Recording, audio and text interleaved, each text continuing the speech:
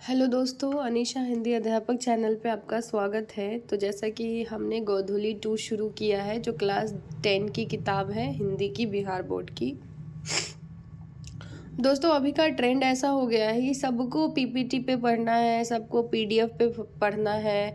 किताब पढ़ना तो जैसे बच्चे भूल ही गए हैं। तो इसीलिए मैं जानबूझ के पीपीटी पे नहीं पढ़ा रही हूँ, बोर्ड पे उतना नहीं समझा रही हूँ, क्योंकि पहले मैं कोशिश कर रही हूँ कि आप लोग पहले किताब पढ़िए, उसकी आदत डालिए, क्योंकि किताब पढ़ना बहुत एक हेल्दी हैबिट होती है दोस्तों। तो पहले हम किताब से पढ़ेंगे, क्योंकि जितना दिमाग आपका पढ़ेगा उतना ही दिमाग आपका सोचेगा उस चीज़ पे। तो पहला चैप्टर है दोस्तों, श्रम विभाजन और जाति प्रथा। क्या विडंबना की ही बात है, इस युग में जातिवाद के पोषकों की कमी नहीं है। इसके पोषक कई आधारों पर इसका समर्थन करते हैं। समर्थन का एक आधार यह कहा जाता है कि आधुनिक सभ्य समाज कार्य कुशलता के लिए श्रम विभाजन को आवश्यक मानता है, और चूंकि जाति प्रथा भी श्रम विभाजन का ही दूसरा रूप है, इसलिए इसमें कोई बुराई नहीं है। इस तर्क के संबंध में पहली बात तो यही आपत्तिजनक है कि जाति प्रथा श्रम विभाजन के साथ साथ श्रमिक विभाजन का भी रूप लिए हुए है। श्रम विभाजन निश्चय ही सभ्य समाज की आवश्यकता है, परंतु किसी भी सभ्य समाज में श्रम विभाजन की व्यवस्था श्रमिकों के विभिन्न वर्गों में अस्वाभाविक विभाजन नहीं करती। भारत की जाति प्रथा की एक और विशेषता यह है कि यह श्रमिकों का अस्वाभाविक विभाजन नहीं करती है, बल्कि विभाजित वर्गों को एक दूसरे की अपेक्षा ऊंच और नीच की करार दे देती है, जो कि विश्व के किसी भी समाज में नहीं पाया जाता।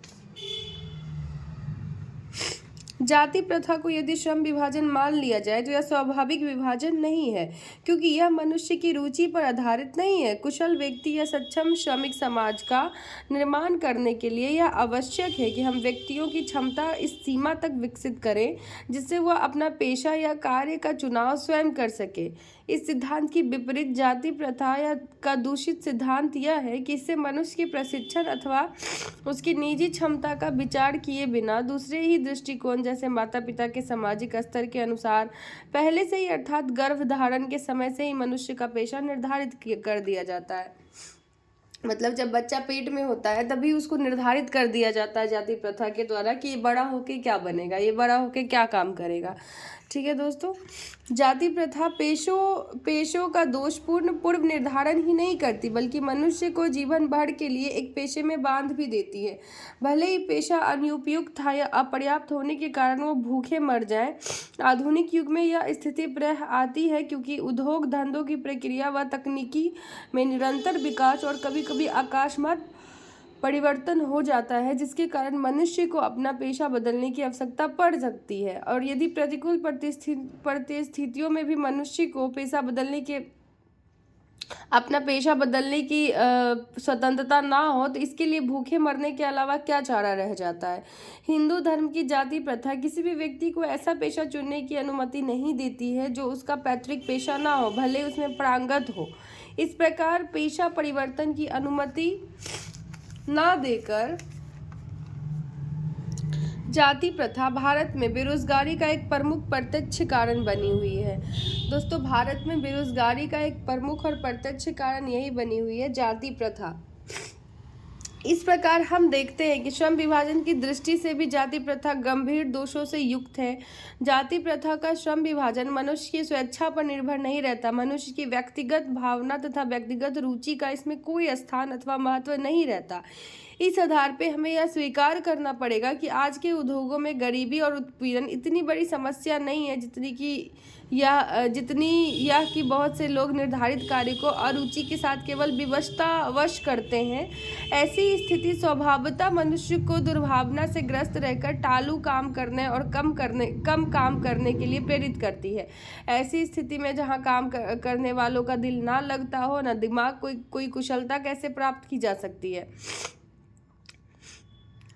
अतः यह निर्विवाद रूप से सिद्ध हो जाता है कि आर्थिक पहलू से भी जाति प्रथा हानिकारक प्रथा है, क्योंकि यह मनुष्य की स्वाभाविक प्रेरणा, रुचि व आत्मशक्ति को दबाकर उन्हें अस्वाभाविक नियमों में जकड़कर निष्क्रिय बना देती है। अब मैं समस्या के रचनात्मक पहलू को लेता हूँ। मेरे द्वारा जाति प्रथा की आलोचना सुनकर आप लोग मुझसे यह प्रश्न पूछना चाहेंगे कि यदि मैं जातियों के विरुद्ध हूँ तो फिर मेरी दृष्टि में आदर्श समाज क्या है। तो मेरा उत्तर होगा कि मेरा आदर्श समाज स्वतंत्रता, समता, भ्रातृत्व पर आधारित होगा। क्या यह ठीक नहीं कि भ्रातृत्व अर्थात भाईचारे में किसी को क्या आपत्ति हो सकती है। किसी भी आदर्श समाज में इतनी गतिशीलता होनी चाहिए जिससे कोई भी वंचित परिवर्तन समाज के एक छोर से दूसरे छोर तक संचारित हो सके।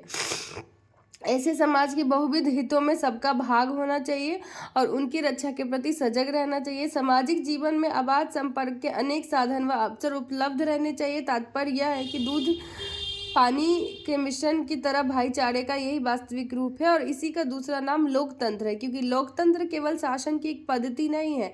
लोकतंत्र मूलतः सामूहिक जीवनचर्या की एक रीति तथा समाज की सम्मिलित अनुभावों के आदान प्रदान का नाम है, क्योंकि इसमें यह आवश्यक है कि अपनी साथियों के प्रति श्रद्धा व सम्मान का भाव हो। धन्यवाद दोस्तों।